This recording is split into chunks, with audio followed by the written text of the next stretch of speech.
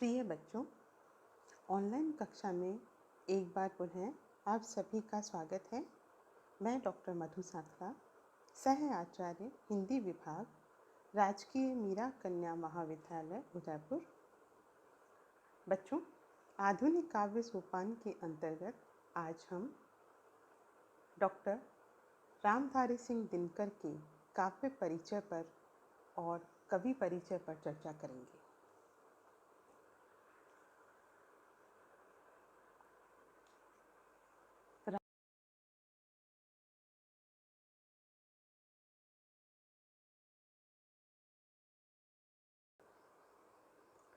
Doctor Dinkar ने BA तक की शिक्षा पटना विश्वविद्यालय से पूरी की।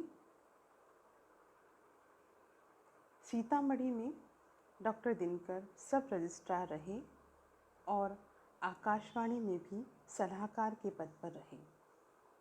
भागलपुर विश्वविद्यालय में ये उपकुलपति रहे और 1952 में संसद सदस्य चुने गए। भारत सरकार के हिंदी सलाहकार के रूप में भी आपने अपनी सेवाएं दी और भारत सरकार के पद्म भूषण की उपाधि से इन्हें विभूषित किया गया।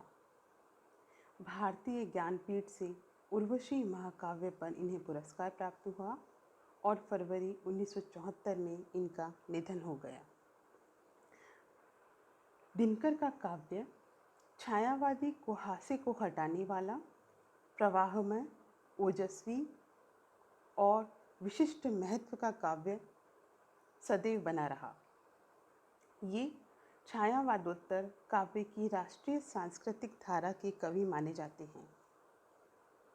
प्रारंभ में दिनकर ने छायावादी तर्ज की कविताएं लिखी।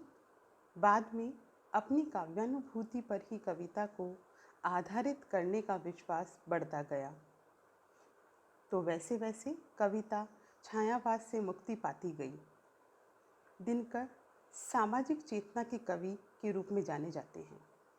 उनकी प्रारंभिक रचनाएं रेणुका, हुंकार में मुख्यतः क्रांति गीत संग्रहित हैं। रसवंती सौंदर्यान्वेषी प्रति की कृति है। कुरुक्षेत्र, रश्मिरथी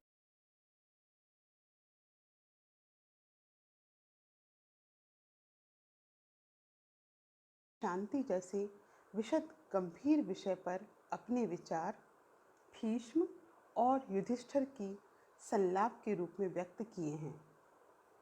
उर्वशी विचार प्रधान कृति है।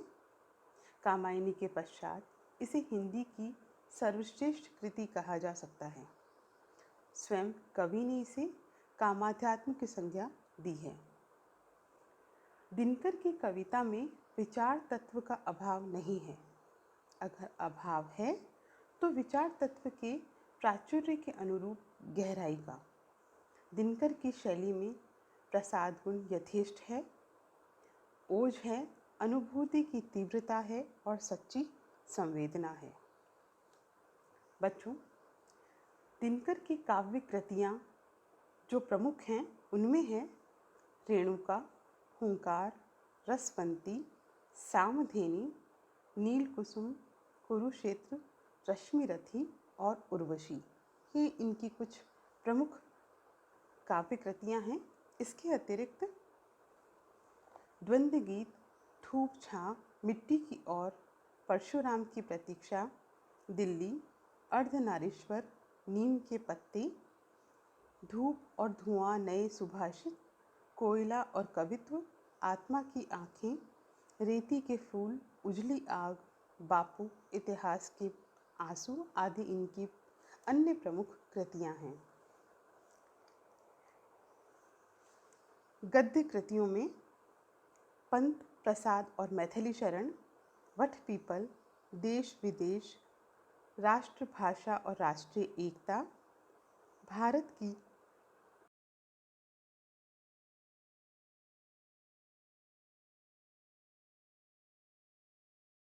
शुद्ध कविता की खोज इनकी प्रमुख गद्य कृतियाँ हैं। मिर्च का मजा और सूरज का ब्याह इनके द्वारा लिखे गए बाल साहित्य हैं।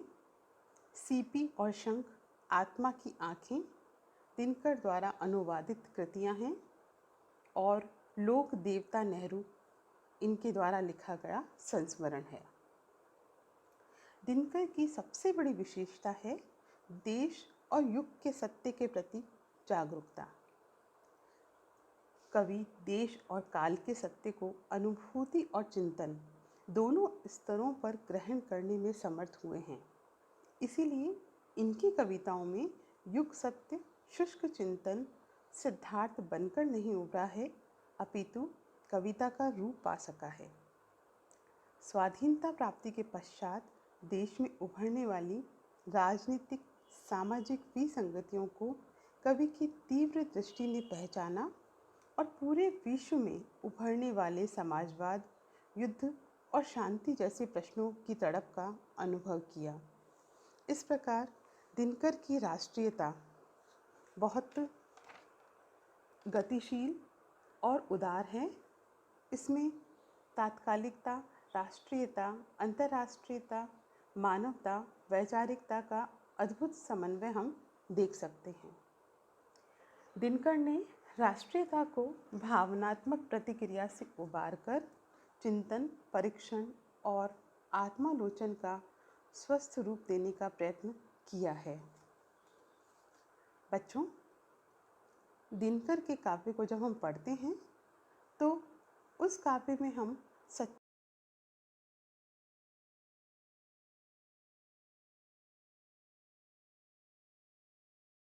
समानता, आर्थिक विषमता का अंत, जन जागरण का समर्थन, युद्ध और शांति, प्रेम और सौंदर्य, काम और आध्यात्म में उभरने वाले विसंगत मूल्यों का तीव्र विरोध हमें दिखाई देता है। कहीं कहीं मर्म को तिलमिलाकर रख देने वाला व्यंग करने से भी कवि नहीं चूके हैं। भारतेंदु हरिश्चंद्र से शुरू हुई राष्ट्रीय सांस्कृतिक चेतना की यथार्थवादी उष्ण काव्य धारा को उनके बाद हरिओद, मैथिली शरण गुप्त, बालकृष्ण शर्मा नवीन, माखनलाल चतुर्वेदी, सुभद्रा कुमारी चौहान और रामधारी सिंह दिनकर ने आगे बढ़ाते हुए राष्ट्र की आत्मा को झकझोरा और जगाया। अनल के कवि दिनकर ने ओजस्वी स्वर में राष्ट्रभाषा, भारतीय संस्कृति और समाज के उज्जवल पक्ष को जनता के सामने रखा और बुराइयों का जमकर विरोध किया। रेणुका, हुंकार, सामधेनी, कुरुक्षेत्र, रश्मिरथी, उर्वशी, परशुराम की प्रतीक्षा, बापू इत्यादि काव्यों में कवि का स्वर क्रांति, विद्रोह, समानता, शांति, जन जागरण पर ही अधिक रहा है। दिनकर की रचनाएं जन जन में शोषण, अन्याय, असमानता और अत्याचार के विरुद्ध क्रांति और विद्रोह की ज्वाला भड़काने वाली है। शौर्य, पराक्रम, ओजस्विता, वीरता को जन जन में प्रतिव्यापित करके आलस्य कायरता का कवि ने